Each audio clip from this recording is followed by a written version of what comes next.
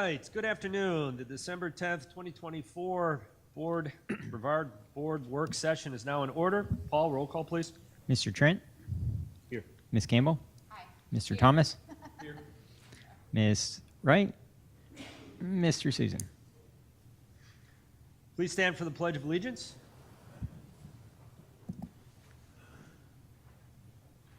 I pledge allegiance to the flag of the United States of America and to the republic which stands one nation under God, indivisible, with liberty and justice for all.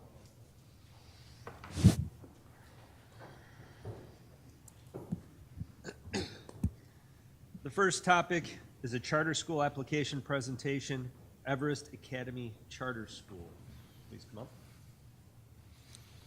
Mr. Chair, members from the board, Dr. Meyer is going to introduce the team. She's our director of choice, so she's going to lead us off in this presentation.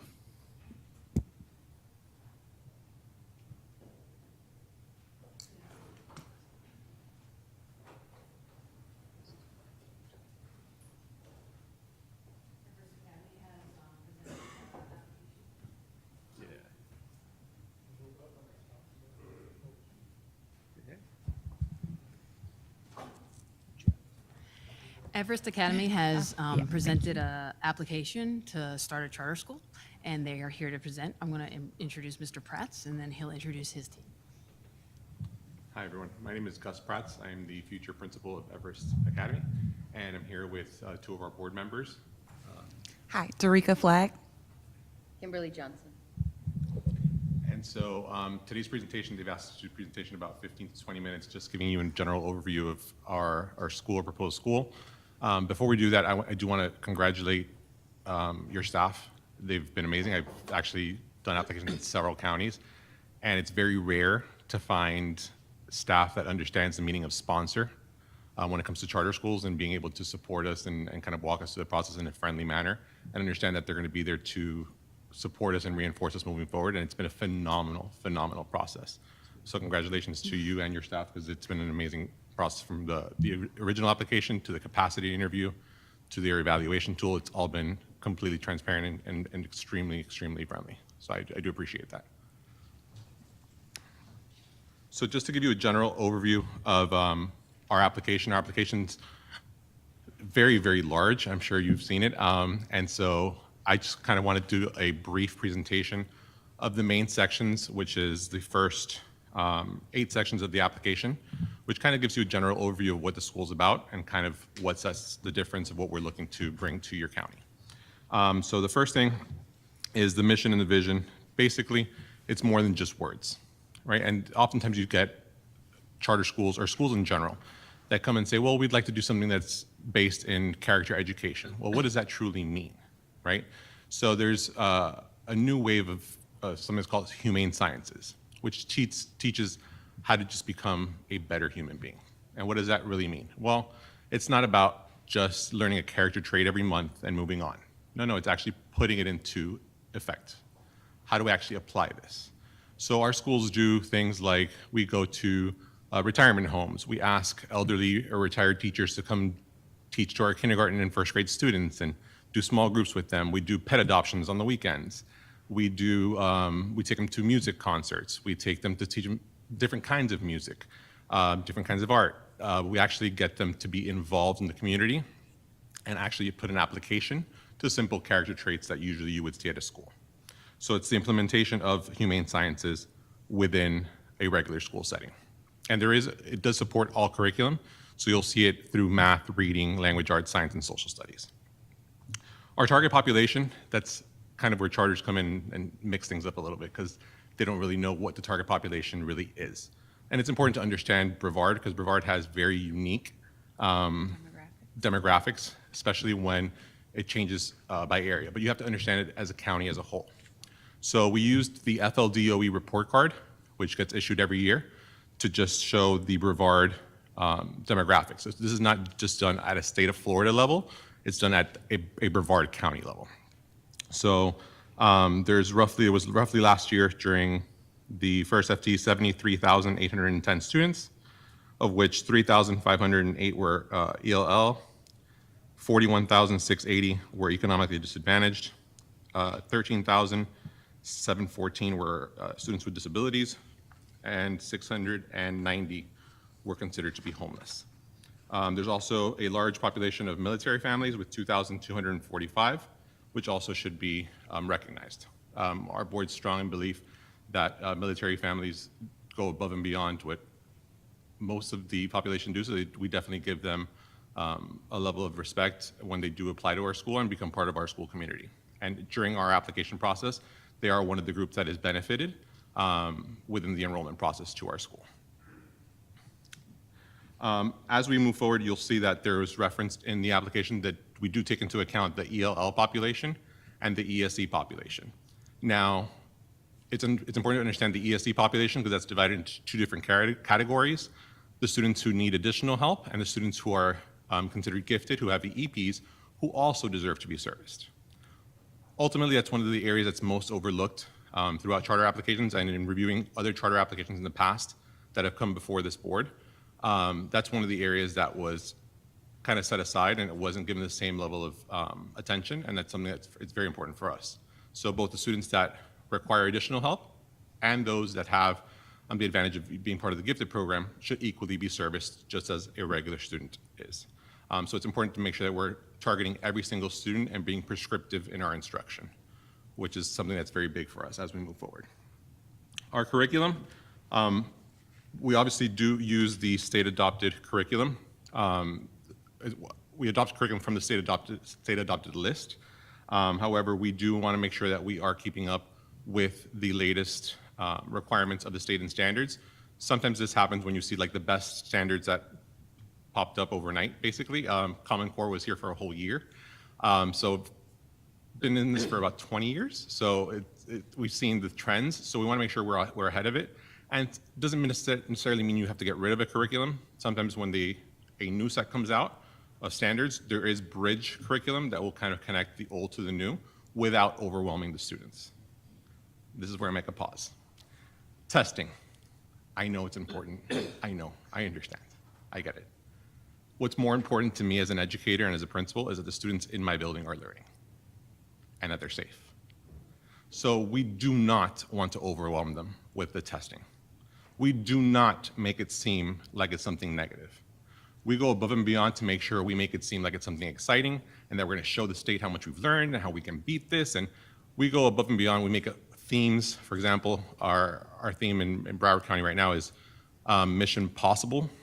So you'll hear that we'll come on the loudspeakers in the middle of the day and do the whole dun, dun, dun, dun, dun, and we'll throw math problems under the doors. First class to solve it runs into the office. They capture the villain for the day. That's what we need to do. We can't overwhelm these kids. And now that it goes down to kindergarten, first and second with STAR testing, we can't make school not enjoyable.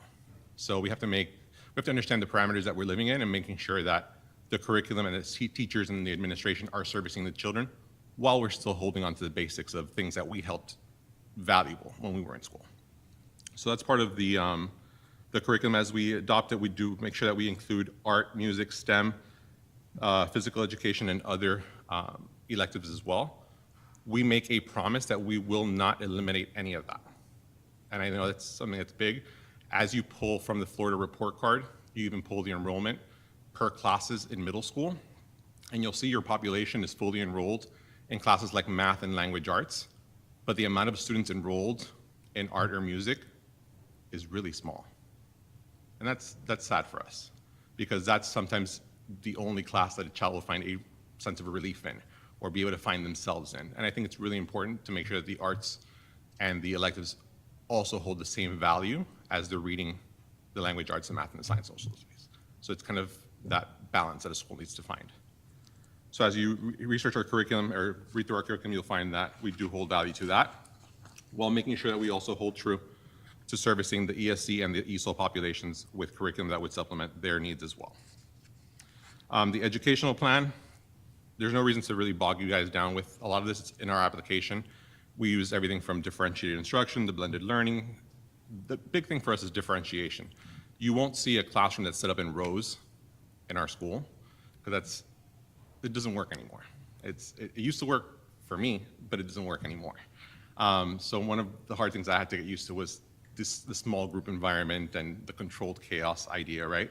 And so this generation is a lot more dependent on socializing, even in those small group settings at school, because unfortunately, when we used to be able to go around the neighborhood on a bike or play outside, and we don't see that anymore. Now they're stuck to a tablet or phone or whatnot. So we do incorporate some of the small group setting at school, so they won't be individualized as much. And they do work together and collaboratively, but it's also at a level of differentiation. So we make sure that we group them by their ability level. Now, this is something that sometimes you hear and you say, well, does that mean the high students go with the high students, the low students go with the low students? Absolutely not. Your groups have to be fluid and they have to change. And this goes into how you inform parents of how their students are struggling. It's not fair for a parent to find out in May that your child is struggling and in danger of failing. Why didn't I know this sooner? And usually they'll get sent a letter that says your child struggles in reading.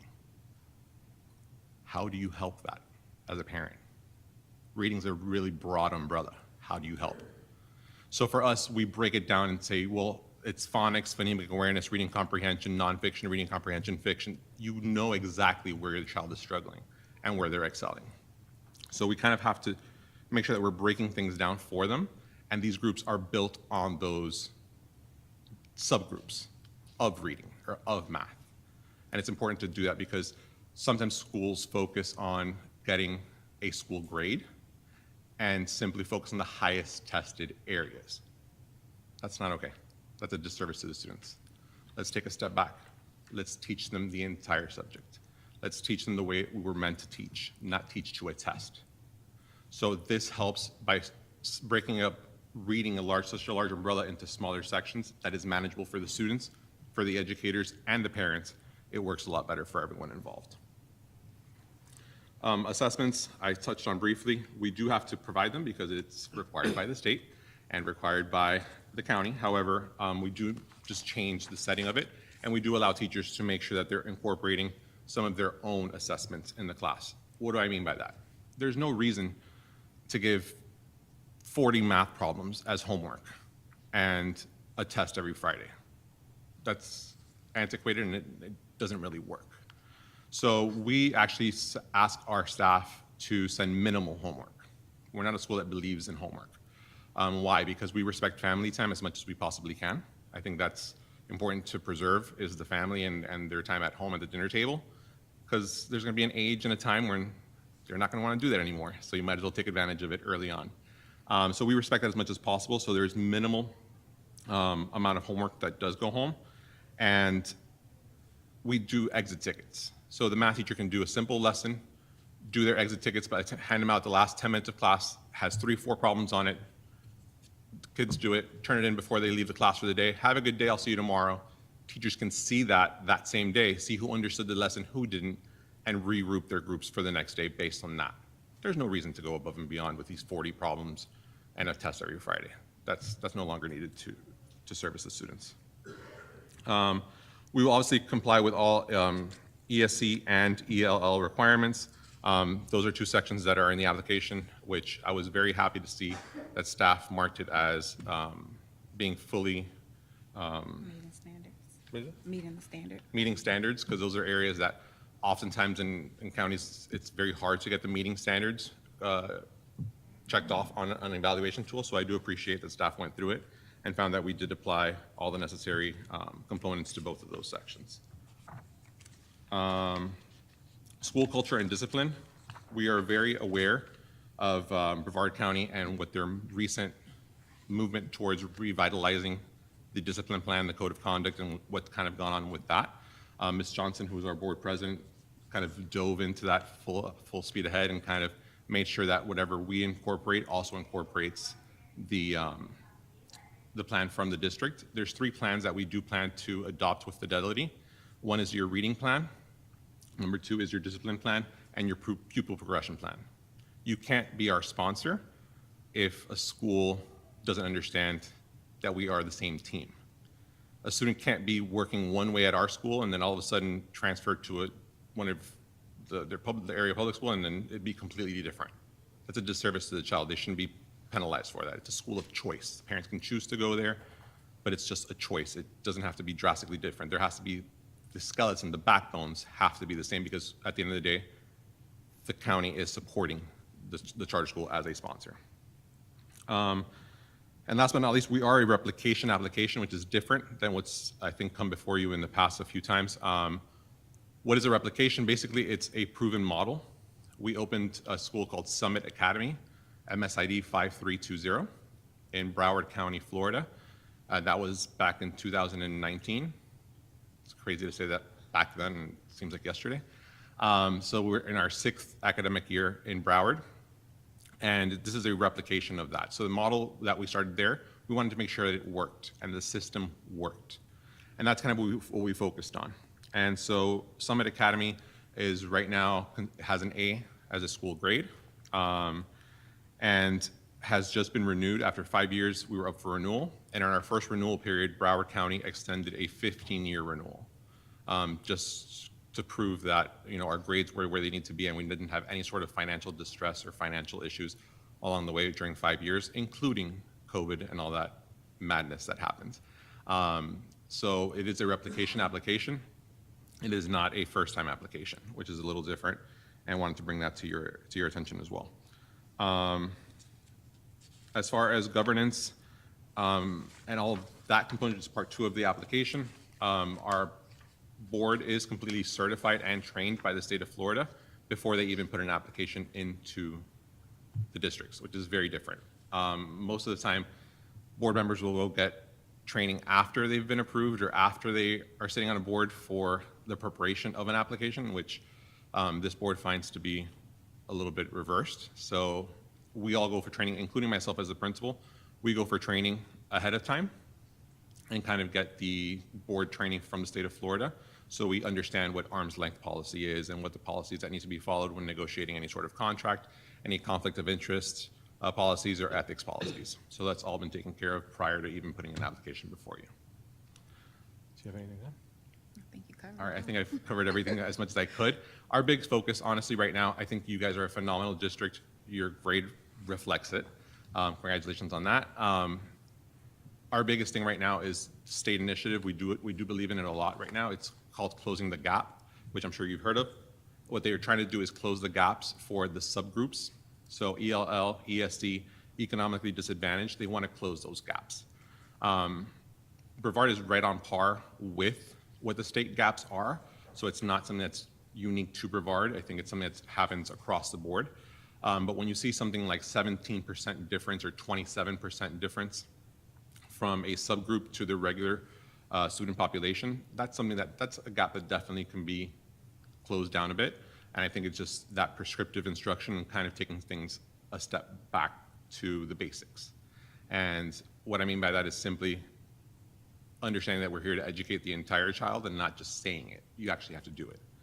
At our school, which you're all invited to swing by Summit Academy in Broward, it's very different. It's a good morning, good afternoon from the students. It's a please and a thank you. It's the gentlemen and ladies and gentlemen, not boys and girls. You'll see the gentleman hold the doors open for the ladies. She doesn't want to, she can say no thank you. But let's take a step back. This used to exist in our schools. This used to exist in our youngsters. It existed in my generation, and I think it's been lost. And I think we're responsible for having lost it. So we're doing our small portion to try to bring some of it back. And that's it. Well, thank you so much. We want to ask any questions at this time? Ms. Campbell? Thank you very much for the presentation, and thank you, team, for that shout out was all about you guys. So very much appreciate that. And we knew they were pretty awesome, but it's good to hear it from someone else. Just have a few questions that I had when I was going through the application. And I know it's been a few months since that giant binder was put together, so I wanted to see if I could get some updates.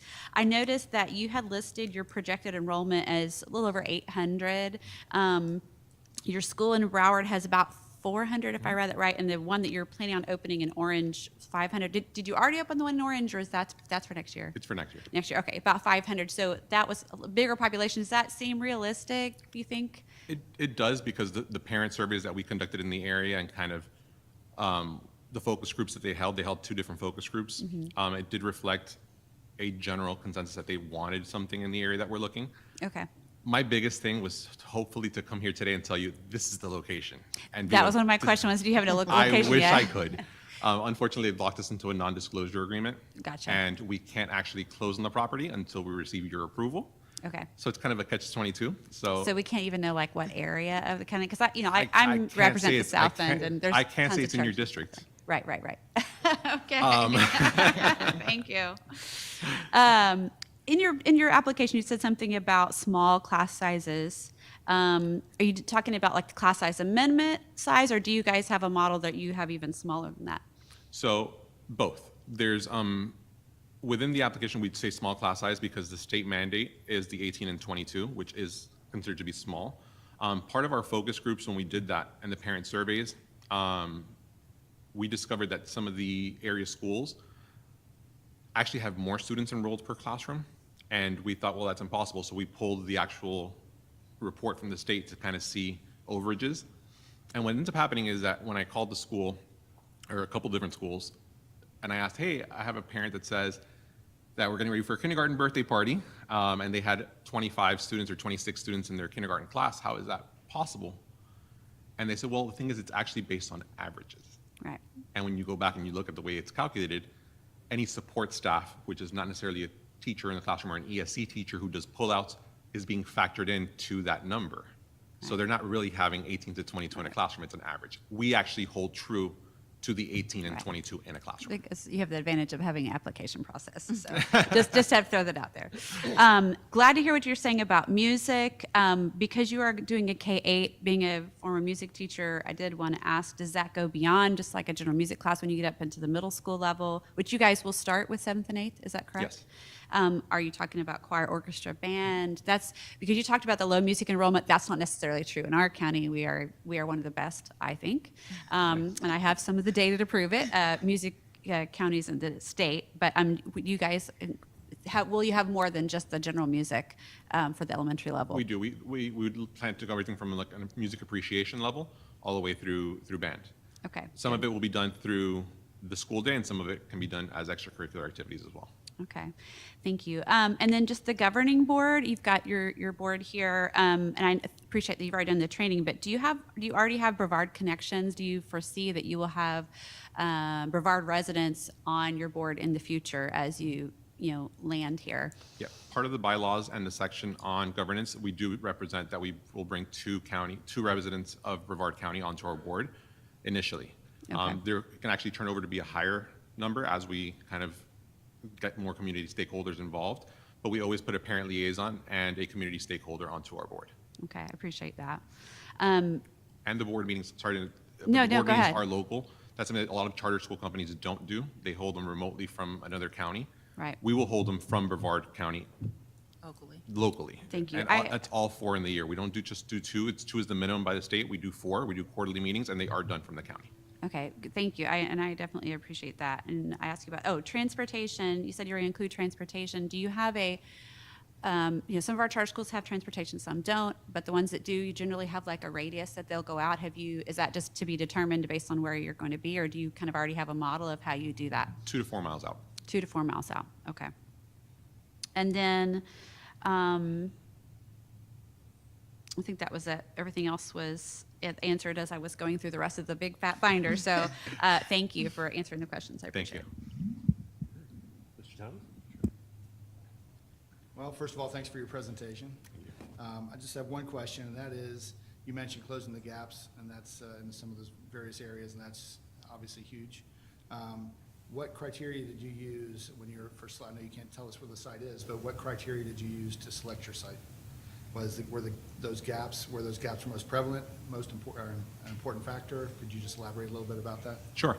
So as we did our focus groups in 2 different areas for 2 different sites that we were looking at, we actually put the home language survey, which is a questionnaire of 3 questions that actually gets incorporated into most of your enrollment packets. We actually put it as part of our survey just to see how many of those students would actually even qualify for ESOL, just based on that. Because you shouldn't ask parents. As a charter school, we're not allowed to ask a parent if your child is ESOL or ESC, because then you would open the doors to cherry picking, and that's against the statute. I would look at some of those enrollment applications. But basically, because we're not allowed to do that, we kind of put it into our surveys and just kind of said, is there another language spoken at home? Is this, and we actually put all 3 questions. And so we started to see how many of that community were ESOL driven, how many were ESE driven. For ESE, it's a little bit more difficult because part of the questions that we ask is, does your child require or receive speech therapy, occupational therapy? But we don't ask them if that was part of an IEP in the survey. So we don't know if that's some service that's being received at school or if that's something that's being received through private insurance. We'll find that out a little bit more once we get into the community. But there's both communities that we kind of evaluated reflect that the data that Brevard submitted for the state is accurate. It is running about those percentages. Your ESE population is north of, I think it's like 16% or 18%. Actually 15.6%, I believe, is what it was for ESE.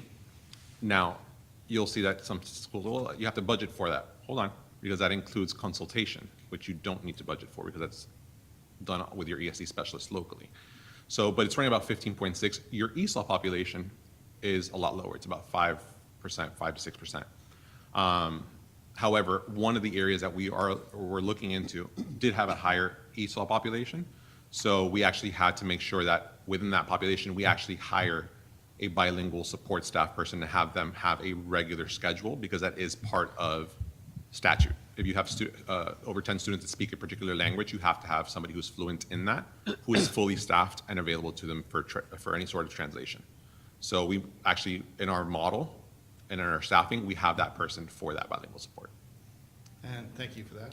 And just a follow-up, so as far as site selection, looking at kids that were coming from economically disadvantaged families, was that an important factor in your choice of a site? I don't know if it's an important factor. It's just a factor that needs to be taken into account. So we can't, one of our things is when we saw the amount of economically disadvantaged students, one of the issues that we found is that a lot of charter schools require volunteer hours. We do not. Why? Because when you have this level of percentage of economically disadvantaged, those parents may be working multiple jobs. And so it's disrespectful on our behalf to come in as a charter school and obligate them in any capacity to spend additional time, which they may not have, or else what? You know, so it's penalized and it seems negative. We want you to be involved.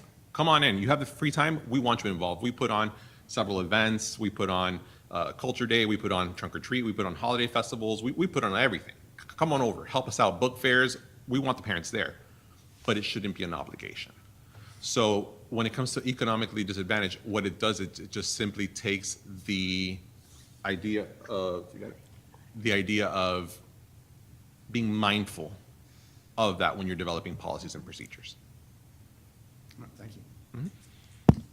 Mr. Susan? I wanted to say thank you. Your presentation was right on. There's a big push now in exactly the area you're talking about when you talk about the testing in there in some of those younger ages. My son, funny you said that, my son today, his computer for the second time crashed in the middle of his testing and he's in 2nd grade.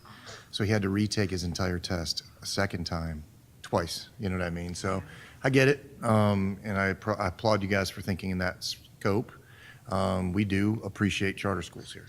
You guys sometimes innovate, and we can look at some of those innovations, but we all teach the same kids, and we all are supporting the same kids. And our, you know what I mean, our mission is for everybody, and you're a part of our family when you come up. I appreciate you with not only the governing documents that you have for some of your curriculum and stuff like that, but then also having some of that local, and then focusing on having the meetings local.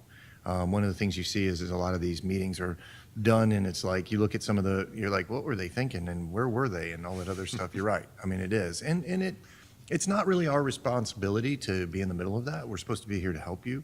But we do a lot of stuff between sports and innovation games and a lot of other stuff that we'd love to have you be a part of. So welcome to our team. And then we look forward to working with you guys in the future. Thank you. Thank you. Great. Dr. Rendell, did I add anything? Nope.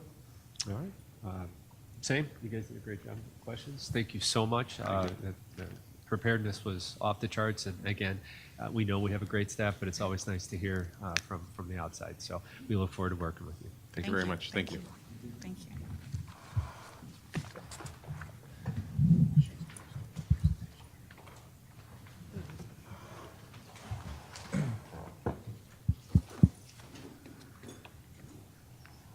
All right, so the last topic is a presentation on the facilities strategic plan update.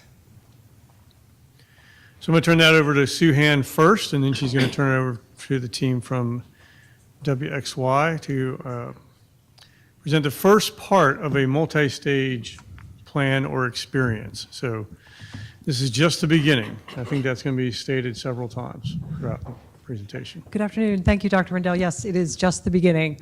So this project was actually born out of a presentation that most of you saw probably about a year ago now that Ms. Black and Dr. Meyer did about school choice and things that drive parents' decisions as to where their children go to school.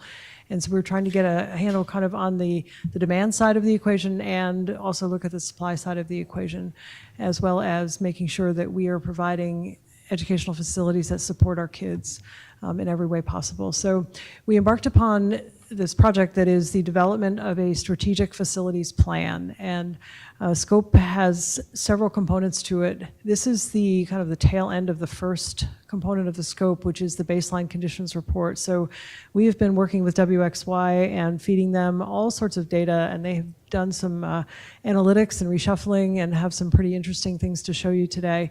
The next phases that we'll talk about include community engagement and options development. So today we do have a live website that talks a little bit about the project. We have a community survey that's just gathering some very basic information about some preferences that parents have and things that they're concerned about in the facilities realm. And we will put all that together into some options that we'll bring back to the board in the future and have some certainly more robust community engagement coming up here once we have some options to look at. We also have a handful of focus groups that will be starting right after the first of the year, engaging folks such as our parent leadership team and a few other community groups that are associated with the school district, and trying to get just some different perspectives before we launch into the options development. So with that, I'm going to introduce Dare Brawley, who's the project manager with WXY, and Sarah Lee Morrissey with Morrissey Consulting Group that's assisting WXY. So I will turn that over to you. Is this on? Yep. Great. Thanks so much, Assistant Superintendent Han. It's wonderful to be here with you all at the You board. may need to speak, It's not on. speak into, just move it a little closer. How about there? There we go. There you go. Wonderful. Saying thank you, Assistant Superintendent Han. It's wonderful to be here with the board and with Dr. Rendell. My name is Dare Brawley. I'm the project manager with WXY Studio, who is leading this effort in coordination with Sarah Lee Morrissey of Sarah Lee Morrissey Consulting. As Sue mentioned, this is really the very beginning of this process, and we're sharing our research so far on school facilities in Brevard. So to start off, WXY is a multidisciplinary design firm with expertise in school planning. We have a track record of data and engagement-driven work with school districts across the East Coast. This has included recent work in Hillsborough County, Florida, as well as with the Washington, D.C. public schools, and ongoing work with Anne Arundel County in Maryland, in addition to work here in Brevard with you all. And we're joined in this work by Sarah Lee Morrissey, who's a real expert in school planning and lead planning and capital programming just north of here in Volusia Public Schools for many years. So as Assistant Superintendent Han mentioned, I'm Dare Brawley. I'm the project manager leading our team at WXY in this work, and I'm here with Sarah Lee. So in our presentation today, we're going to be sharing the vision and guiding principles for this strategic planning effort that were crafted in collaboration with BPS, the BPS facilities team. We're going to share an overview of where we are in the process and where we're going. We're going to share preliminary ideas, preliminary findings, and kind of key definitional ideas that support this work. And we're also going to share an analysis of Brevard Public Schools through data covering past trends, current conditions, and anticipated future conditions before outlining the next steps for our work. Sarah Lee will introduce our vision and guiding principles. So good Good afternoon. Did that work? Okay. Good to see almost all of you again. Mr. Thomas, welcome to the board. I look forward to working with you. And Dr. Rendell, thank you for having us back. Jumping into our vision, I hope you have noticed that our vision for this strategic facilities plan seeks to be consistent with your mission statement, right? Excellence is the standard. And our vision is that BPS facilities can support 21st century learning environments for all students through an effective use of resources. And that takes us to some guiding principles that we will be using while we analyze and evaluate both data and create some options. One is the standard of excellence. We hope to facilitate that, recognizing that the 21st century environment and educational needs are a little bit different than the days of past, 19th and 20th century in particular. And then additionally, addressing increasing demand. Here in Florida, we know that growth is a key component of our economy, so demand is important to us as school districts. High-quality services, obviously both from a facility standpoint as well as providing services to our students through programs. And those services cross facilities, you know, how we take care of custodial, how we take care of maintenance. And then lastly, in a fiscally responsible manner. So those will be the guiding principles that we use. Awesome. And then just briefly, and we can return to this, this is a kind of overview of what this process will involve and where we are.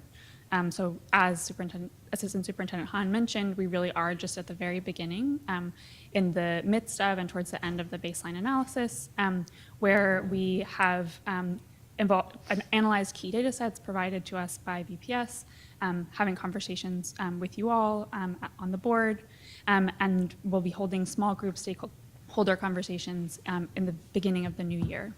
As well, there is a public survey that went live today, and we can share that link with you all to solicit input and gain an understanding of kind of key challenges that folks in the community are seeing and the priorities that folks have for facilities in BPS in general.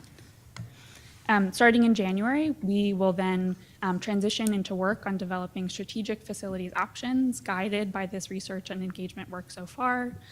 These will be potential sets of recommendations thinking about the district as a whole, how to balance and work towards the kind of vision and guiding principles that we just spoke about. They'll communicate trade-offs and provide a kind of strategic system-wide view of facilities options in Brevard, and will be communicated to the public through an interactive web tool. Following the options development, we'll have 3 virtual community meetings open to the public district-wide, as well as additional meetings with you all as members of the board to solicit feedback and input on those options that are presented. Following the public engagement period, we'll work with Brevard Public Schools to synthesize the public and board feedback into a final report and recommendations for a kind of strategic vision of the use of facilities in Brevard moving forward. So moving into the substance of the baseline analysis, we'll share some of the preliminary findings and key ideas from our work. All righty. So I will be surprised if you are surprised by some of these preliminary findings. I think that, and certainly for those of you who've been on the board for a while, you will have heard of some of these issues over time from Ms. Hahn and her staff as they've presented to you in the past. However, I think it's really important that we identify those for the sake of creating the plan and for sharing information to all stakeholders as we move forward. So as we go forward, I want you to know that a lot of what we will go through is not unique to Brevard. Common across many Florida school districts, particularly those that are in that urban suburban nature and dealing with both the world of growth as well as the world of choice. But also even across the country, there are school districts grappling with some of these same issues. So first, let's look at enrollment as one of our key findings and what we see. The number of schools in Brevard with utilizations below 80% is increasing. We're going to talk a little bit about utilization, how that's defined, and the why. Enrollment growth, again, you already know this, it's uneven across your county. You have areas of very high growth and then areas that are relatively stable, and then maybe a few areas where, in fact, you could be seeing decline in your student enrollment. Participation in traditional Brevard County schools is highest in your high schools, grades 9 through 12. That's actually not a surprise, right? You have a very rich curriculum in your high schools, and it's not replicated as often in the choice world. You know, we just heard an application for a new charter, K-8. While you do have some charters of grades 9 through 12, the bulk of your charters and those across the state are focused on grades K through 8. So it's not a surprise that the participation rate is so high, based both on choice as well as a very rich curriculum and extracurricular activities as well. And then, of course, and as already been said, choice impacts enrollment, which ultimately impacts utilization in our schools. Facilities and programs, again, things that I think you already are aware, but for the sake of everyone listening, your sales surtax, which is a voter-approved funding source, is a very primary source of funding for your capital facilities. It is an important source, and it is expiring in 2026. You have many, many old schools. That was a little bit of a surprise for me, just to see the extent of how many older schools you all have. But if we think about the economy in Brevard, right? And when the space program first came to our country, but Brevard especially, right? More than 60 years ago. And that was a big growth period for you. So in some ways, it's not surprising that you have so many older schools, but the number of older schools and what that means to have older schools is significant. And having older schools, listen, you have 13 million square feet to take care of. That's more than roofs, that's more than HVAC, both of which are incredibly expensive components.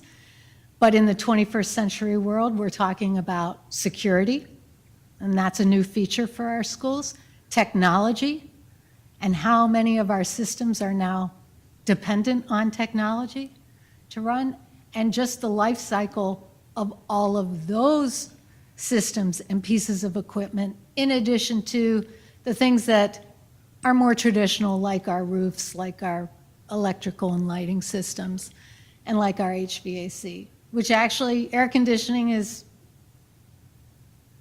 20th century, 1980s is when a lot of districts started installing that. You've invested in growth, you have some new schools, and you've also expanded existing schools. And then, as you know, your programs vary across your schools, whether it be in the area of career and technical education, exceptional student education, or even now with pre-K. Those special programs, we call those, are not necessarily offered at all schools. You're going to do it? Yeah. All right. So what makes an excellent learning environment? And before we get into what we've identified as 3 components, I want to first say what makes for an excellent learning environment is absolutely the instructional team. That should not be overlooked. However, it's not a key component to your strategic facilities plan. I just want you to know that we recognize the importance of your instructional team and that that is one of your first priorities as you're looking at your budget, how you retain and recruit your staff. But making for an excellent learning environment can only enhance what many of them do. And we have 3 components that we're going to talk about, which we've actually already indicated in the preliminary findings: enrollment, facilities, and programs. So let's look specifically at some considerations and especially key concepts that I want to make sure we cover and that people are understanding. So when we look at enrollment, especially as it relates to the use of our schools, we look at utilization. And we want our schools to be well utilized, meaning not overcrowded, overutilized, not underutilized. Overutilization often means we're bringing in a lot of extra space, as in portables. That costs additional money. That could take up recess and play area. Underutilization, we're still paying for utility expenses, all the expenses associated with operating the school. So a very underutilized school can be a very inefficient use of your resource. So I want to go through 2 key concepts, utilization and capture rate.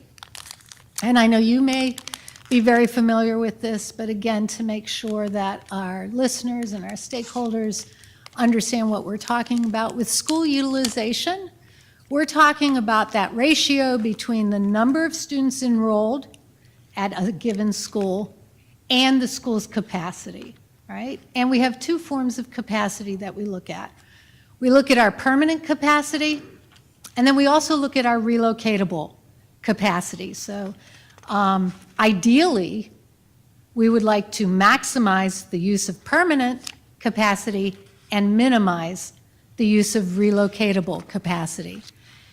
Just as, you know, an initial standard, we kind of look at somewhere between 80 to 95% utilization as this is a good place to be, recognizing that at any given school, what programs are often offered could impact the use of space and need to be considered, right? So that ratio may or may not accurately reflect what kinds of programs are offered.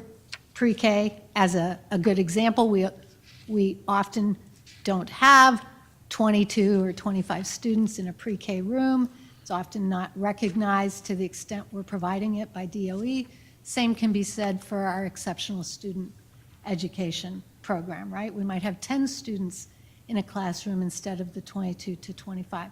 So while we look at an initial range of 80 to 95% being well utilized, we also want to look at, well, what programs are offered if we're looking at overutilization or underutilization. And what's the trend with utilization? You know, what is happening with enrollment?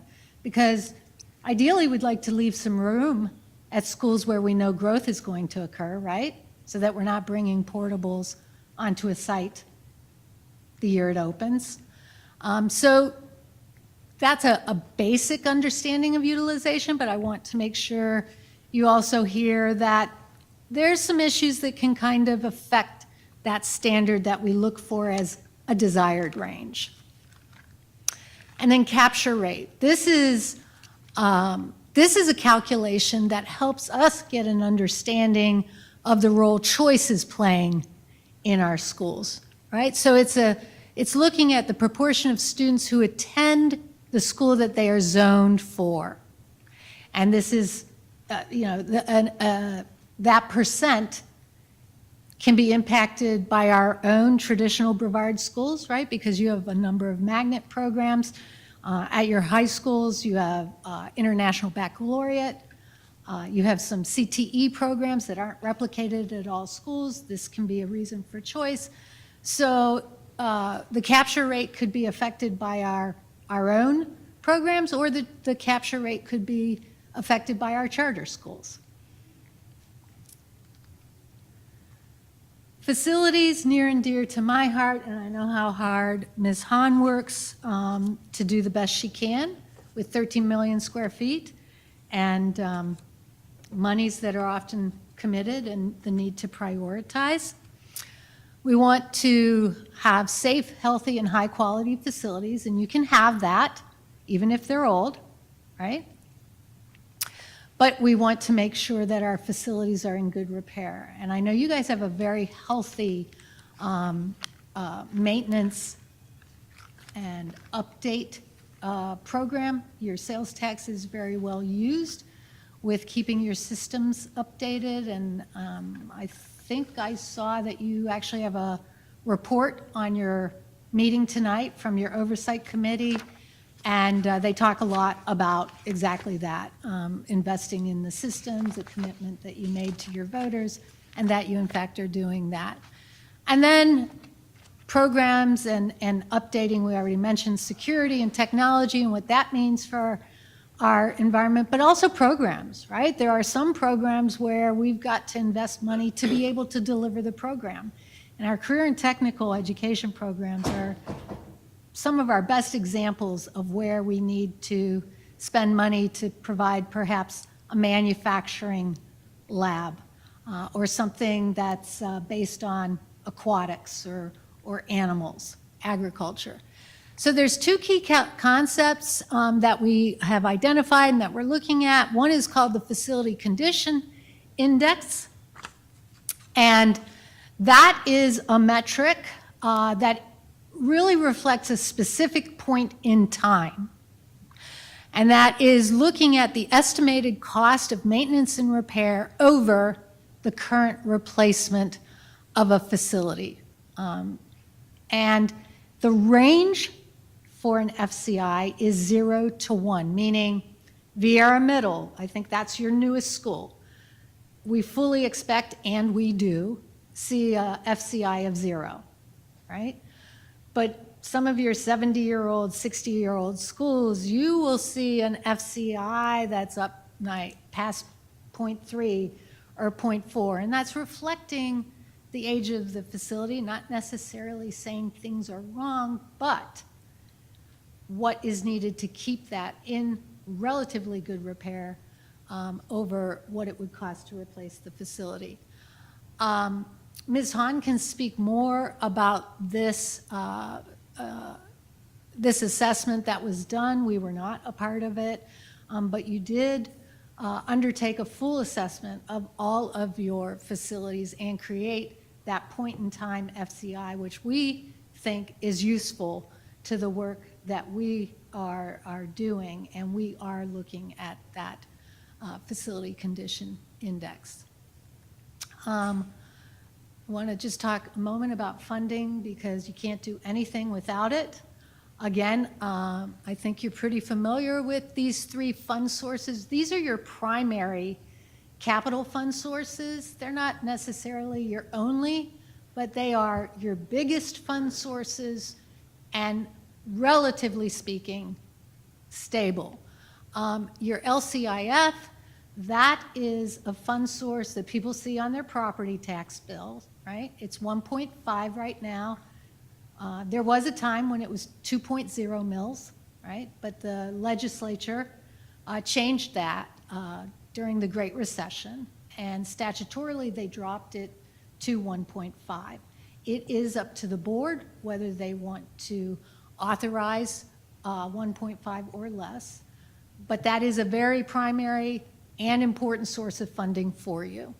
Your sales surtax, you've been very fortunate to have a sales surtax, as are quite a few districts, but this is dependent on our voters, and the sales tax that you have now expires at the end of 2026. So this effort that you've undertaken is a very important effort as you think forward about renewing that tax and how you will want to create a project list for that tax. The one thing I will mention is that tax, while voter approved, also has the flexibility of being for a specified period of time. And I know that historically you all have done what I believe is 6 years. But we have districts across the state that are doing it for a number of different periods of time, 10 years period.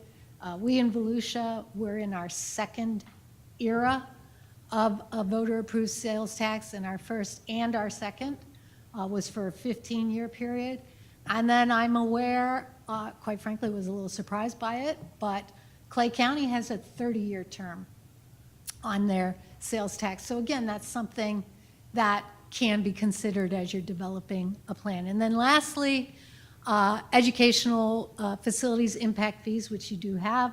You do work very closely, you have to work closely with your local governments, in particular the county, in order to assess that impact fee.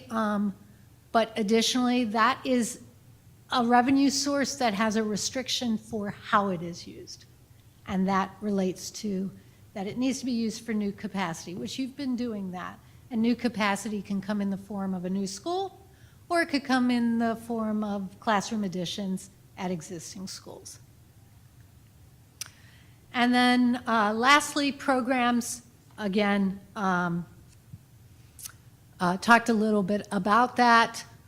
We will want to consider what the needs are for the different programs across your district, and in particular, specific programs, especially where you wish to see some expansion. And so that being said, I would, the kinds of things that we look at that can impact both your enrollment and utilization as well as your facility, career and technical education, exceptional student education, pre-K, IB, and ACE as the most obvious examples. Wonderful. So with that as a kind of framing introduction of the kinds of things that we're looking at in this study and the types of considerations around them, we'll dive into the analysis that we've done so far, giving more detail to those preliminary findings that were shared. So starting off, to look at past trends related to facilities use and maintenance in Brevard. A couple of key takeaways that we have seen in this analysis so far. There have been shifts in enrollment, both in terms of the geography of where there are kind of real areas of growth within the county, as well as the shifts in the market share of students attending traditional BPS schools.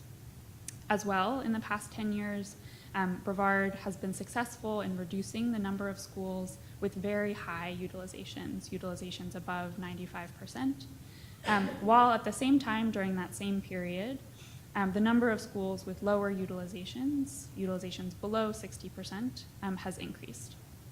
And that's in part to do with the market share change and the sort of shifting geographies piece in the first bullet. As well, 61% of recent expenditures on facilities have come from sales surtax funding, emphasizing how that really has been a key and instrumental source of funds for facilities in the district. Essential systems upkeep is the largest expense, which again absolutely makes sense given the size of the district and the number of square feet of assets, 13 million square feet of assets. Impact fees have supported key capacity additions in the last 5 years in areas in the county that have seen enrollment growth. So diving in a little bit further, we see this is a bar chart that shows each bar is a year from 2015 through this most recent school year that we're currently in, and shows the number of schools within kind of 5 utilization bands. So the darkest purple are the schools with below 60% utilizations, and the most orange are schools with above 105% utilization based on permanent capacity. So From this, we see that the number of schools with enrollments that are less than 60% of the school's permanent capacity has grown from 1 school in 2015-2016, that school year, to 14 schools in this current school year. While at the same time, the number of schools that are overutilized, above 95%, and even above 100%, has been reduced during this time period. So this change in utilizations in BPS traditional schools is in part also related to enrollment trends across the district. Enrollment across BPS traditional and charter schools this school year is slightly higher than it was 10 years ago. However, the proportion of the students in the county who are enrolled in charter schools is higher today than it was in 2015. So even though there's kind of growth overall in the student population in the county, where those students are going to schools has somewhat shifted.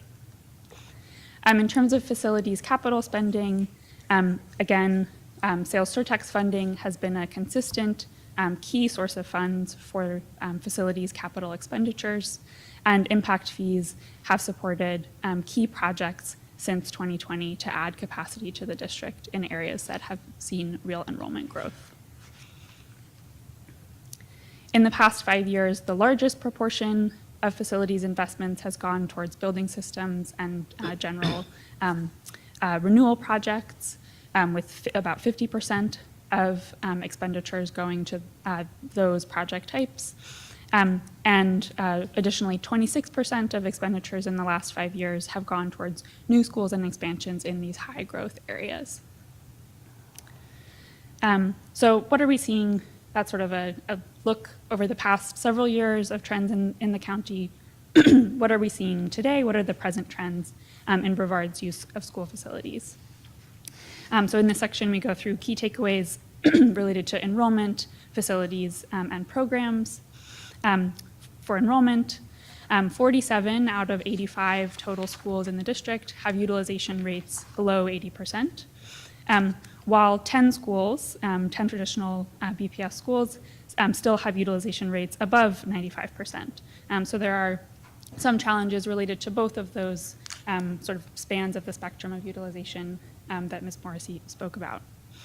As well, one of the things that we were pleased to see so far in our analysis is that many of the boundary schools that face enrollment pressure are overutilized, are adjacent to school zones that have available capacity, signaling that there may be opportunities to balance enrollment through potential boundary changes.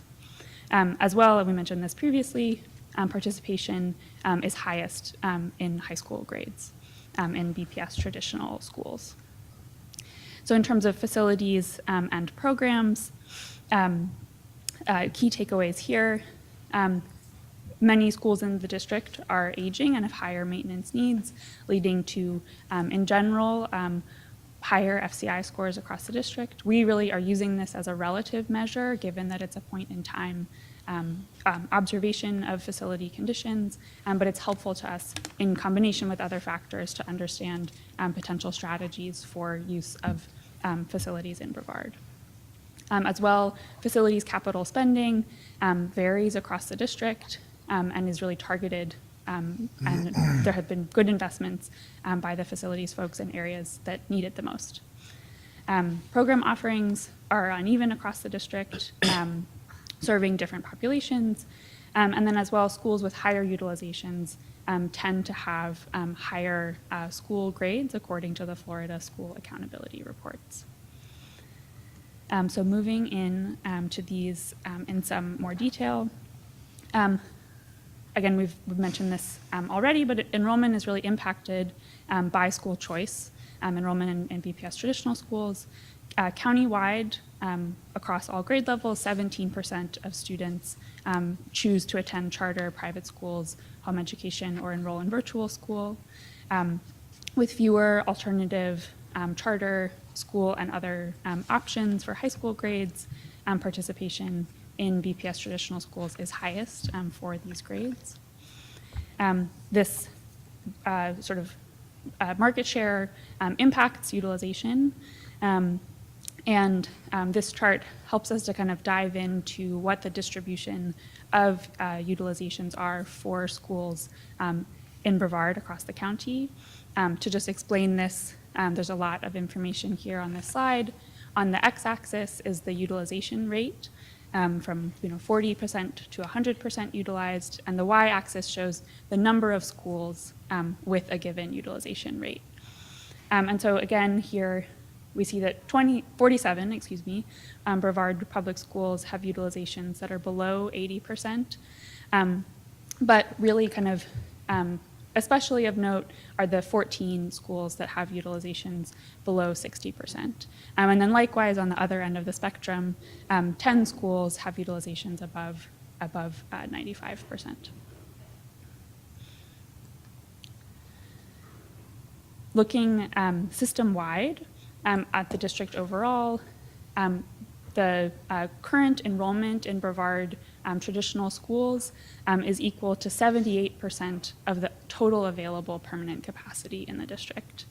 This varies by school level, with the most excess capacity at the middle school level, where 64% of that available capacity is filled with the current middle school enrollment in traditional BPS middle schools. So starting to look at this geographically, this is a map that shows all of the traditional BPS schools in the county. There are 2 circles for each school. The inner circle, the color of it represents the utilization level of that school based on its permanent capacity, and the exterior circle represents the utilization taking into account relocatable capacity, relocatable classrooms. We have appendices that include these for each school level for reference, but this visualization helps us to understand where in the county there are enrollment pressures and where we see underutilization. As well, it highlights that in some schools, relocatable classrooms are providing very needed relief for utilization challenges, while in other well-utilized schools, there may be an excess of capacity with these relocatable classrooms. Looking at utilization for specifically BPS boundary schools, here we're looking at elementary schools in the district and the utilization levels by those elementary school boundaries. There are 8 elementary schools. Oh, I'm so sorry. Oh, I think. Okay. Pardon the interruption. From this map, we can see that there are 8 elementary schools with utilizations above 95%. And in 6 of these cases, these are schools that share a boundary with an underutilized school, not just a school in the kind of 80 to 95% range, but a school with below 80% utilization. To help contextualize some of these measures related to utilization, and as we get into thinking about options development, another kind of key indicator is thinking about capture rates, or what proportion of the students who are zoned to attend a school attend that school. That will help us to understand if there were a boundary change, what impact that would have in terms of how many students impacted by the change might attend the new school that they're zoned to go to. For BPS elementary schools, capture rates overall are at 63% across the district. However, this varies by school zone, with some schools having capture rates as low as 42%. Capture rates for BPS boundary elementary schools tend to be lower in portions of the county that have a greater number of choice and charter options, not surprisingly. There are more options for where folks will go to school, and students may be less likely to attend their zoned elementary school. Moving in to facilities. Again, we have mentioned the FCI as a sort of point-in-time measure that is a helpful indicator of a kind of general and relative condition of facilities across the district. They're really used as a way to measure the kind of relative condition of facilities, taking into account that many facilities in the district are older and therefore have generally higher FCIs. One of the ways that this can be a kind of helpful measure for us is in combination with other factors such as utilization. So this is a scatter plot that shows utilization on the x-axis and the 5-year FCI score on the y-axis. We've colored them into kind of different zones, where the kind of optimal zone for schools in Brevard would theoretically be well-utilized schools with low FCI scores. So newer or facilities in very good condition that are well-utilized. Looking at these factors together can help us to generate targeted facilities strategies. In terms of programs, here we have looked at Florida's school accountability reports, school grades in relation to utilizations. While we do see A-graded schools across each of these 3 larger utilization categories, we will see somewhat, potentially not surprisingly, given the role of choice in the district, that higher utilized schools, there are more higher utilized schools that have A grades in the district. Then moving in to CTE offerings, there are 16 types of career and technical education programs in the county across 14 boundary junior, senior high school and high schools. Really rich, wonderful program offerings that vary for each of those different schools. This chart shows each of the high schools is a bar that's on the y-axis. The colors indicate categories of CTE program offerings, and the size of the bar indicates the number of programs of that category at that high school. So there's one arts, AV, and technology and communications program at Satellite High School, for example, is the top corner green bar here. So really rich offerings for which students have choice options in the district for schools that are not already overutilized.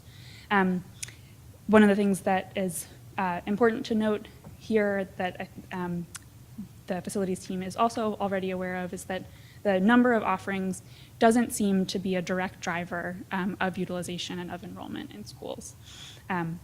So something to contend with. This again shows the same information geographically in terms of the number of programs by high school across the county. Additionally, Brevard has really rich ESE program offerings and ESE feeder patterns offering varying exceptionalities, classrooms, programs, not necessarily always at the school for which a student is zoned to attend, but at nearby schools. And this map visualizes those offerings for a selection of those VE classroom instruction programs. And then finally, in relation to programs, voluntary pre-kindergarten programs are offered at 29 out of the 29 Title I elementary schools in the district, as well as at 8 non-Title I elementary schools and 4 high schools across the county. So thinking towards the future, what does the future hold for Brevard's school facilities? We want to ensure that the strategic facilities plan is forward-thinking and anticipating of those changes. So 2 kind of major key takeaways here are that enrollment growth is anticipated, but will not be evenly distributed across the county. Again, likely not surprising to you all, with residential development driving kind of pockets of growth in key sections of the county.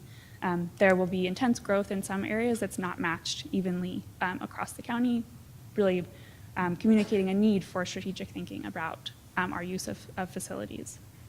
As well, the largest increases in enrollment are expected in the southern portion of Brevard County. So looking at that spatially, Sunrise Elementary, Southwest Middle, and Bayside High School are the school boundaries that, the current school boundaries that would see the largest impacts from current estimates of new development, with potentially up to 550 students from binding development contracts within the Sunrise Elementary School boundary. However, despite this anticipated overall enrollment growth across the county and growth in some areas in the county in particular. Based on the district's enrollment projections, the district will continue to have some challenges related to underutilized schools, even with this growth in enrollment, given current school boundaries. So we'll switch gears there to talk about some of the key challenges that this analysis kind of leads us to. All right, thank you, Dare. So as we move forward, we will have lots of conversation with stakeholders as well as the board.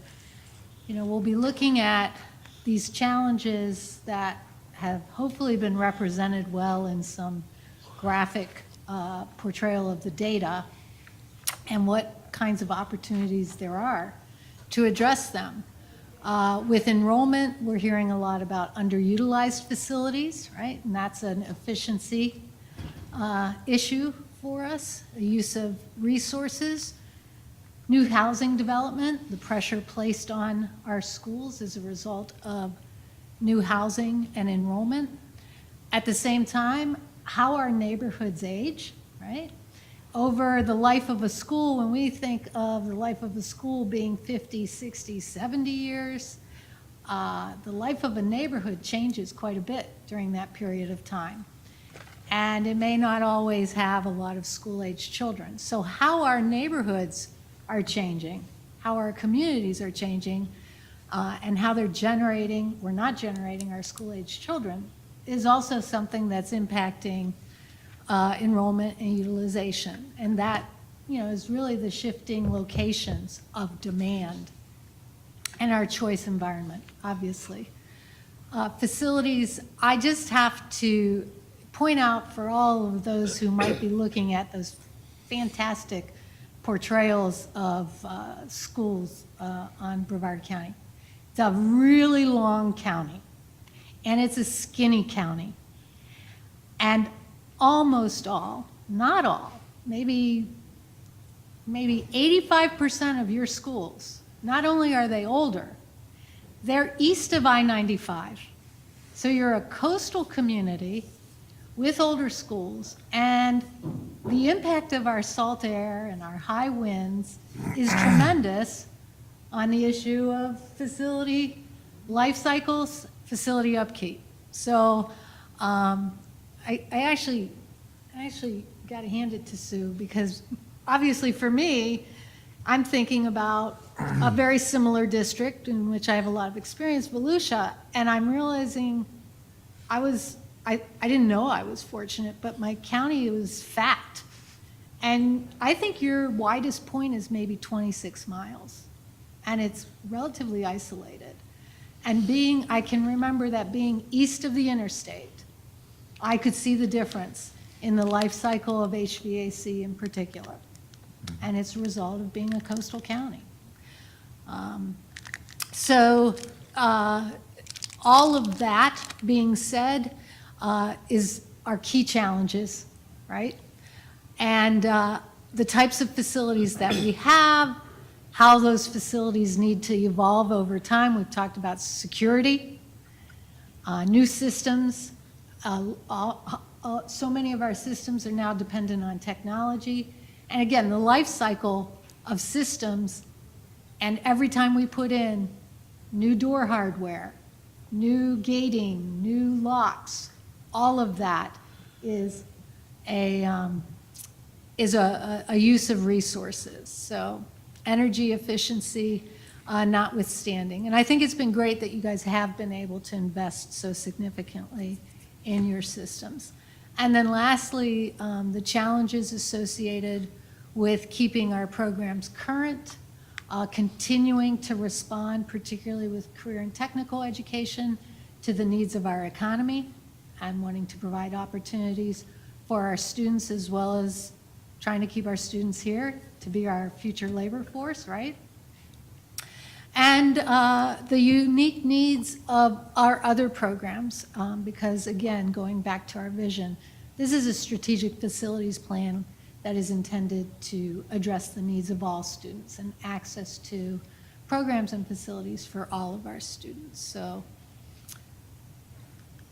Great. And kind of building off of those key challenges as we pivot into the options development phase, some of the potential strategies that we'll be exploring and want to be exploring in conversation with you all related to each of these three pillars. In terms of enrollment, as we mentioned, boundary changes and rezonings are one mechanism, one potential tool that the district has at your disposal to address utilization challenges, both in terms of under and overutilized schools. Similarly, updates to feeder patterns. As well, thinking about grade configuration changes. The junior-senior high school model, which is used seems very successfully in a number of schools here in the county, thinking about advantages of that model of school versus K-8s, where can grade configurations allow for certain kinds of program offerings as well as address utilization challenges.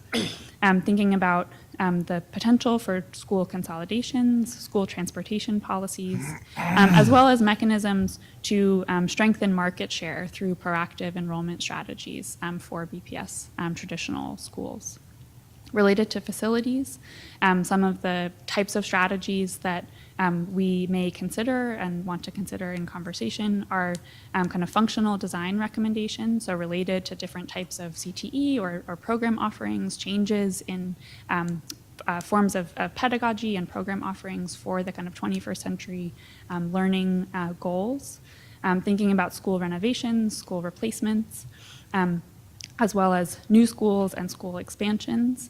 Along with policies for relocatable classrooms, kind of what are the goals that the district would have for this as a way to deal with enrollment pressure. And then finally, in terms of programs, potential strategies may include thinking about the co-location of new programs and expansion of existing programs within the district. CTE programming and related facilities strategies, some of the really amazing CTE offerings that the district offers obviously have very direct facilities requirements.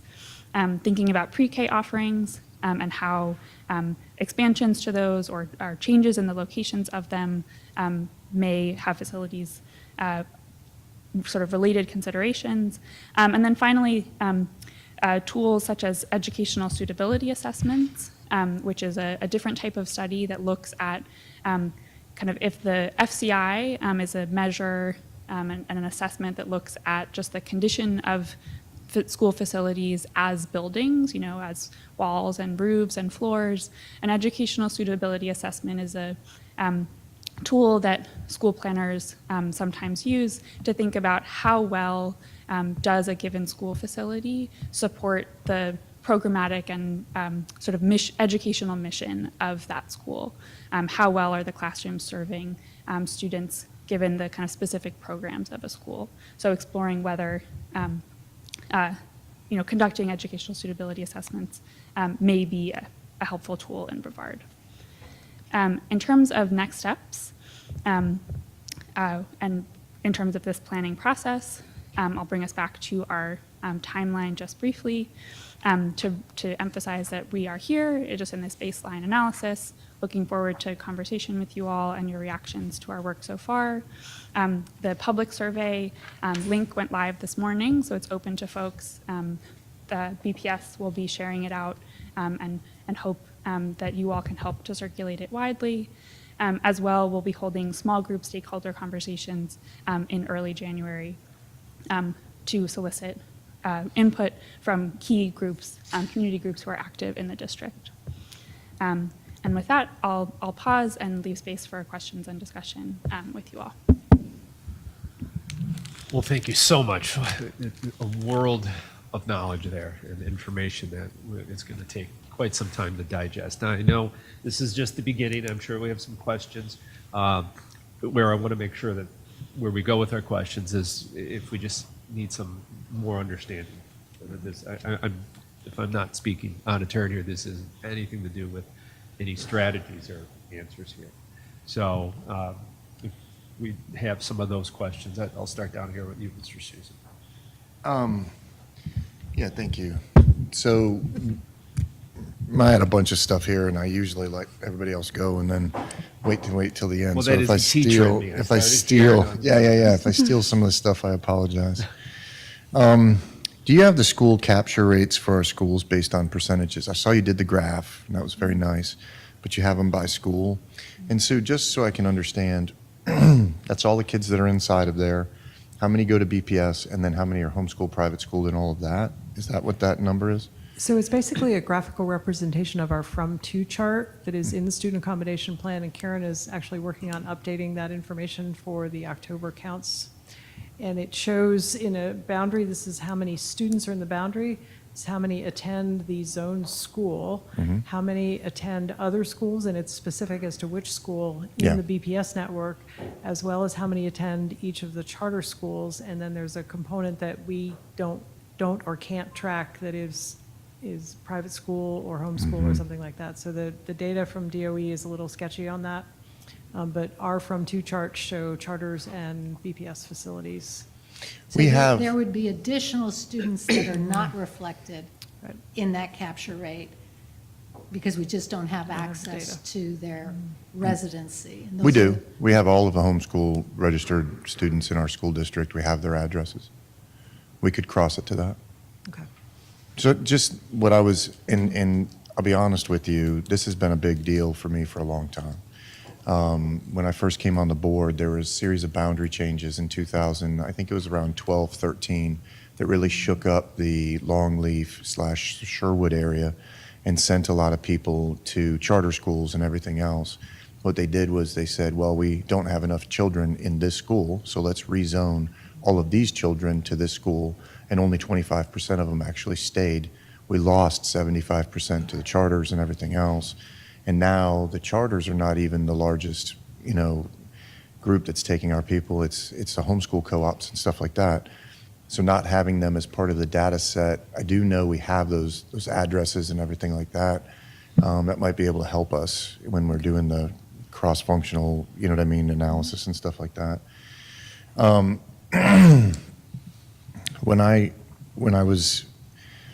I would love to see a chart, because I've seen those ones you're talking about, Sue, Ms. Han, where it has like how many kids go to this elementary school, how many kids go here. It's great. I mean, that is very good. And you and Lindemann, and you may have other people doing it now, but Lindemann used to do it all the time, so I give him all the credit in the world.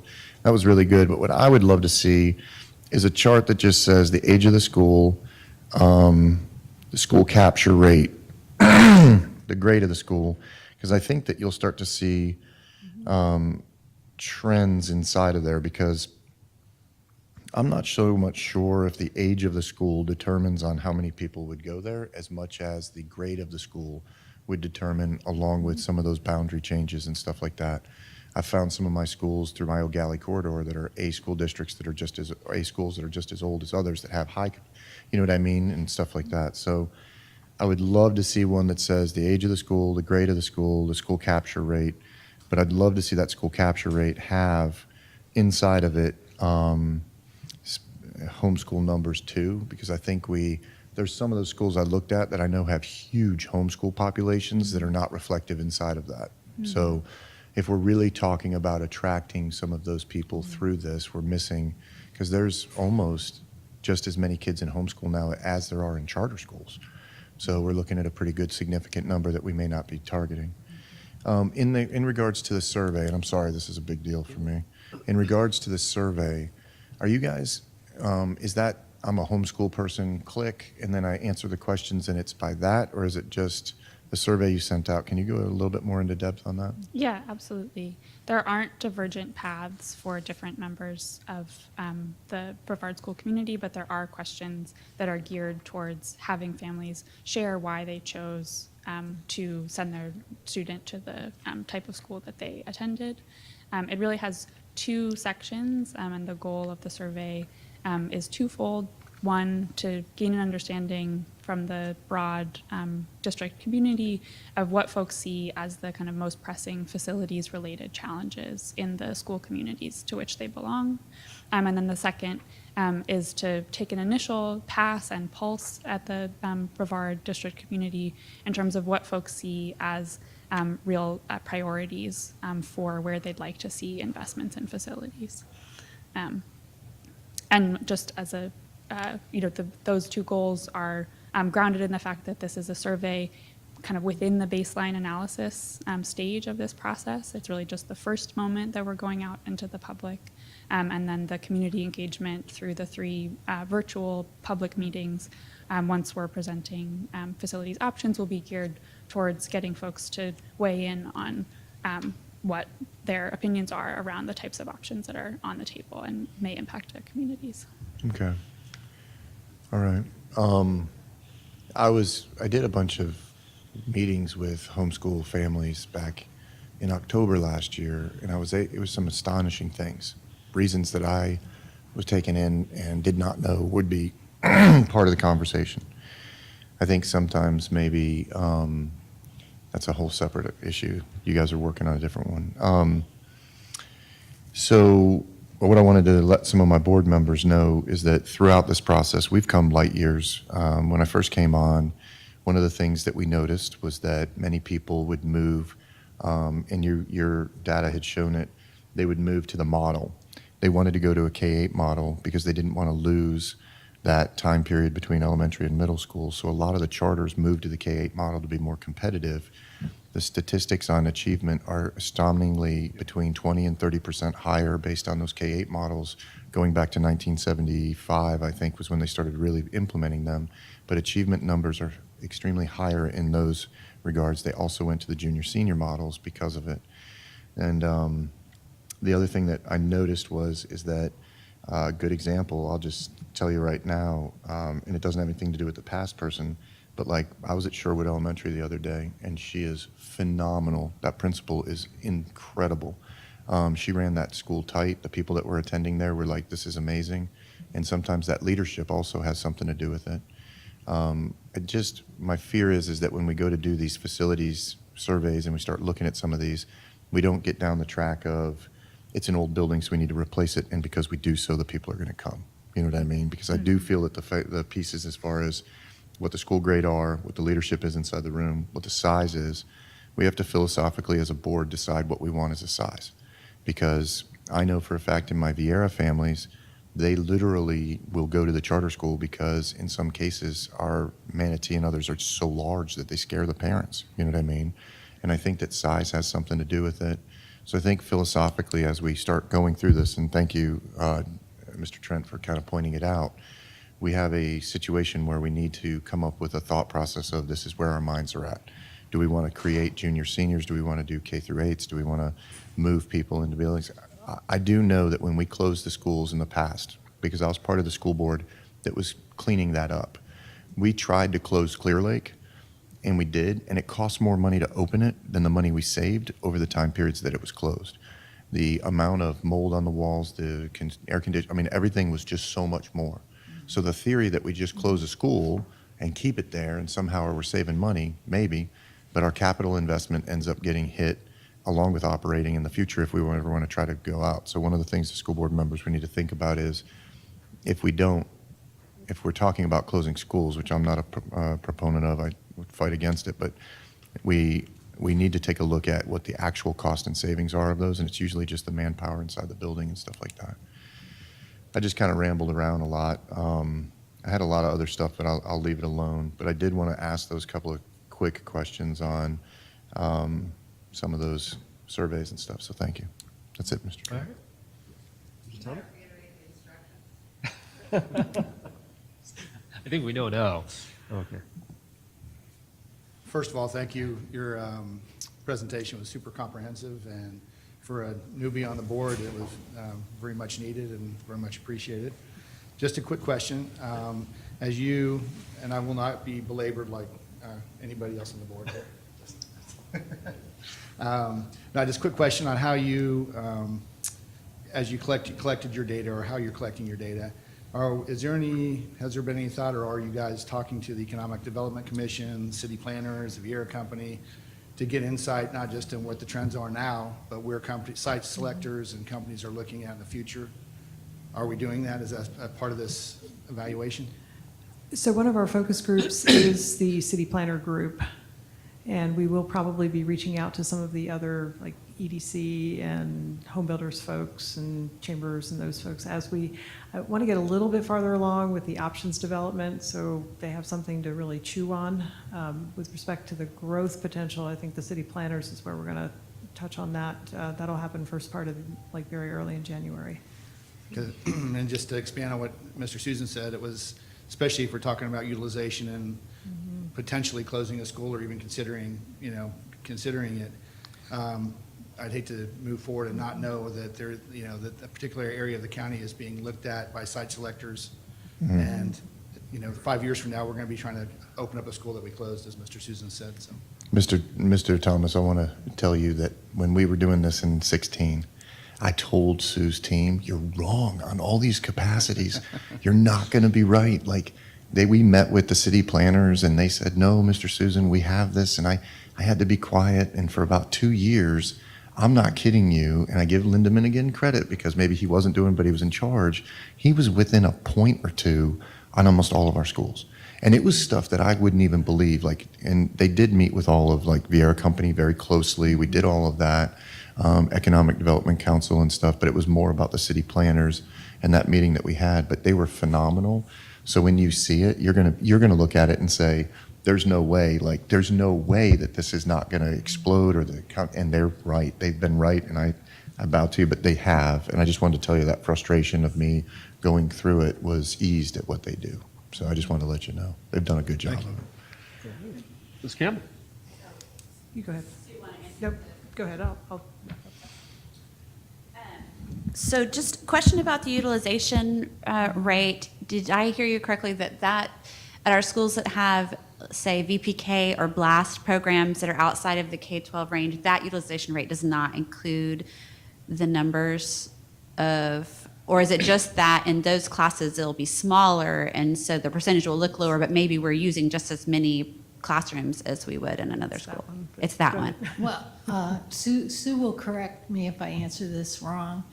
So DOE, it depends what kind of pre-K program we're providing at that particular Right. school. Okay. Because DOE will only allow us as school districts to count like an ESE Right. pre-K program, whereas at some of our schools, we're offering a VPK program, right? So you're allowed like one classroom for the purposes of this type of pre-K, and that would be reflected in that particular school's utilization.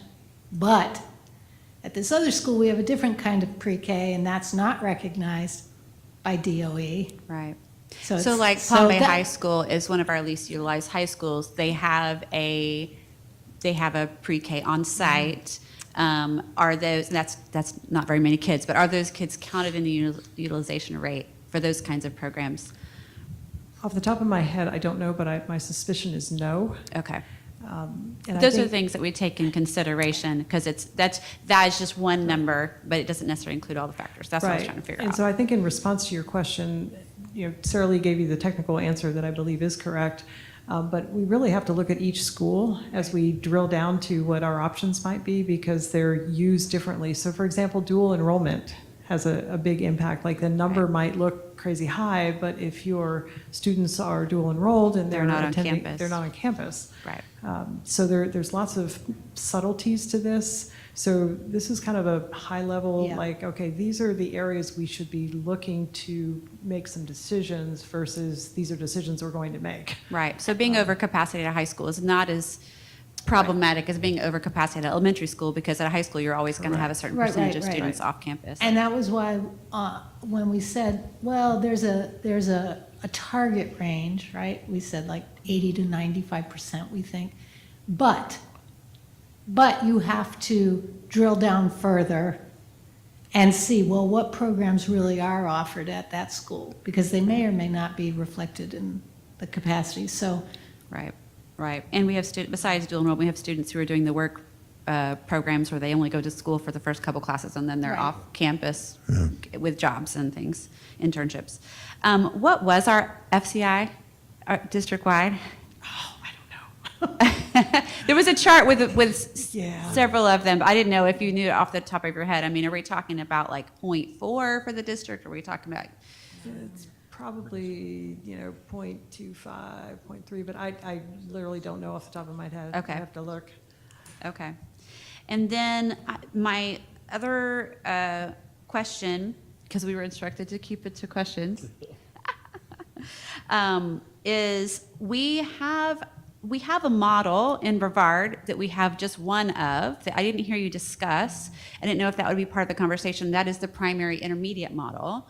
We only have one of them, the Meadow Lanes. And that's a unique situation because you do have them like all on the same street, and that was planned ahead of time that you could have 3 campuses, sides. Lots of communities, lots of planned communities actually do schools like that where they have elementary and then middle and a high, and they're all in the same row. Makes it easy for families, right? Makes it a little bit tricky for drop-offs, but so is that something that we would consider when we're looking in the future, if we have a location that could support it, doing a primary intermediate model like we already have? Yes. Okay. And I think that there are some permutations of that we're actually going to look at in South Brevard. Okay.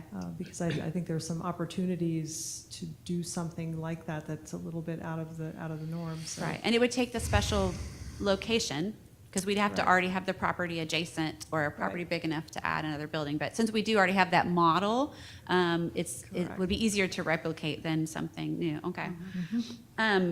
Yeah, I did just one piece of commentary, not strategy, but commentary is I appreciate that we have you guys.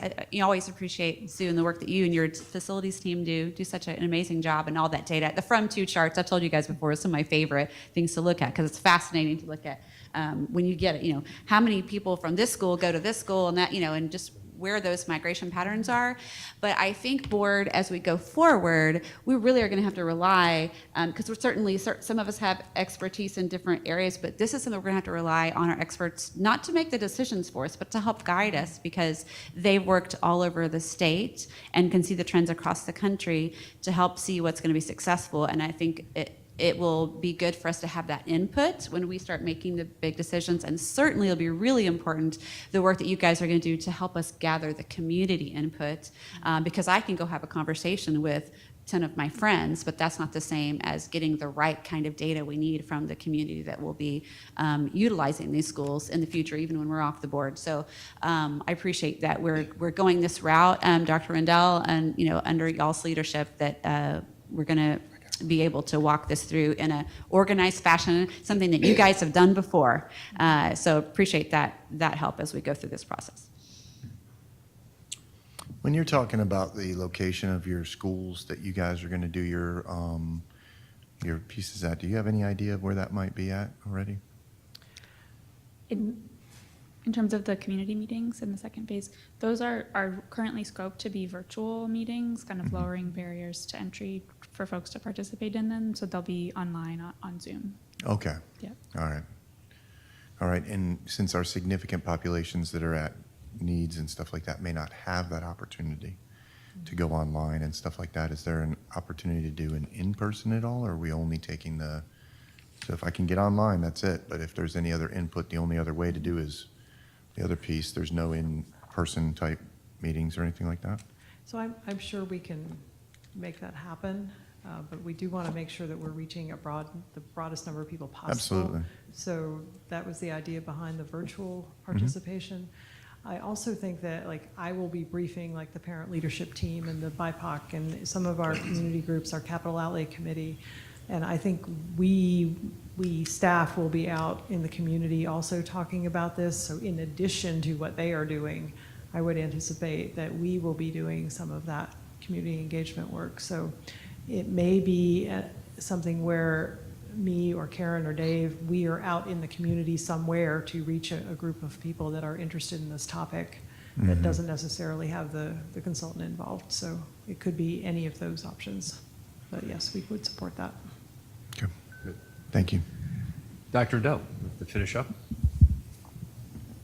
I just want to remind the audience and the board members that this is the beginning of the process. We kind of set a baseline, and now we'll look to develop some possible strategies, options, solutions moving forward.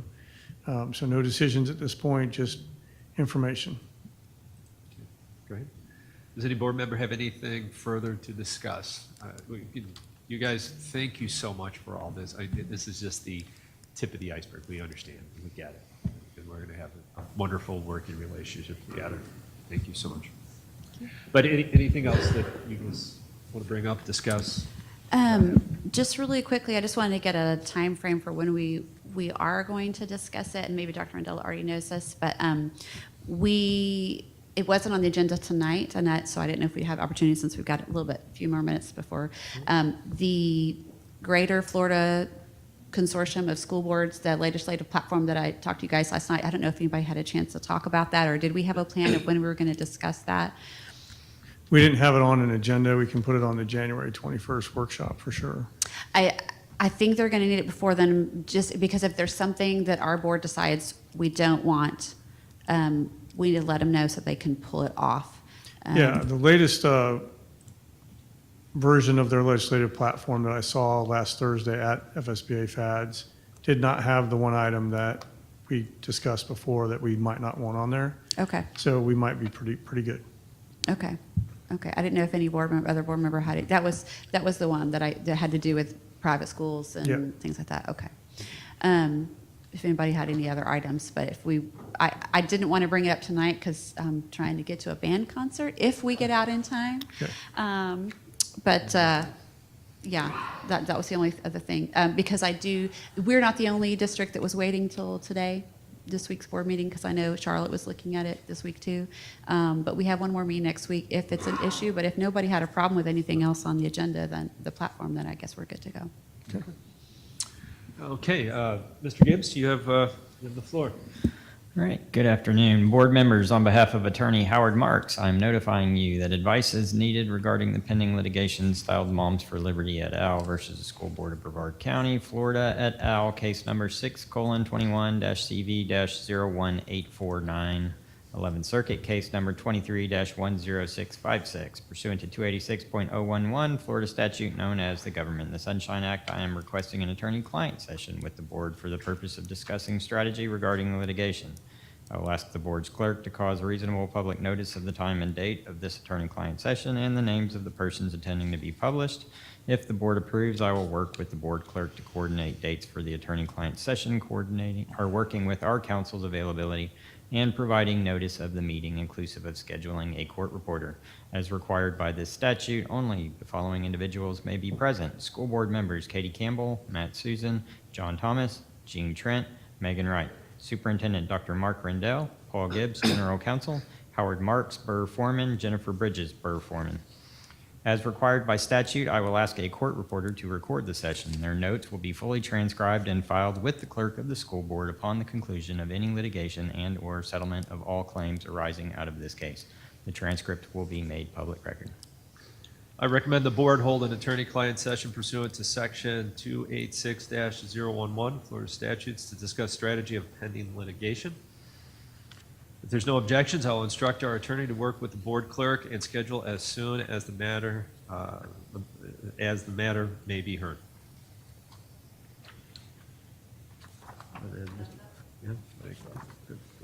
Yep.